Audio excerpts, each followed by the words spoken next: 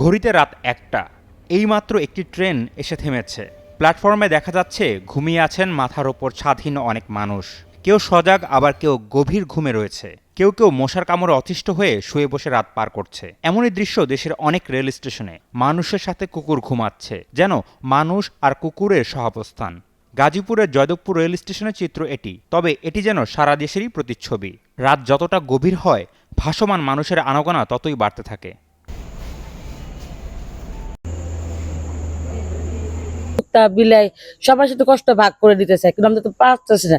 আমাদের সে সামর্থ্য নেই কে যে আমাদের কষ্ট লাগলো আমরা পারবো না, কেননা আমরা নিজেই এখন অসহায়।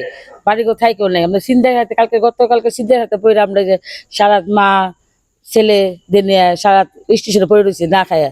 এটা সঠিক প্যাড আর সঠিক তথ্য দিয়ে এসো সামলে নিব এক হয়ে। Monalisa sanitary nap. মানুষের যেই কয়েকটা মৌলিক অধিকার আছে, সেই কয়েকটা মৌলিক অধিকারের মধ্যে তার খাদ্য এবং বাসস্থান, এই দুইটা জিনিস তো একেবারেই অঙ্গাঙ্গিভাবে জড়িত। এই দুইটা জিনিস লাগবেই প্রতিটা মানুষের, খাদ্য বাসস্থান। আমরা রেল স্টেশনের প্ল্যাটফর্মে অনেকেই যুবক বৃদ্ধ, হ্যাঁ, নারী পুরুষ, এরা অবাধে শুয়ে আছে, যার যার মতো।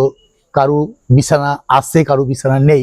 কিন্তু আমরা আসলে এই বাংলাদেশটা দেখতে চাই না। আমরা রেল স্টেশনে দেখলাম যে মানুষটাও ঘুমাচ্ছে, মানুষের পায়ের কাছে কুকুরও ঘুমাচ্ছে, এবং অসংখ্য মানুষ ছড়িয়ে ছিটে এখানে ওখানে ঘুমাচ্ছে, এবং এক পাশে ধ্বংসস্তূপ, আরেক পাশে ময়লার বাগান।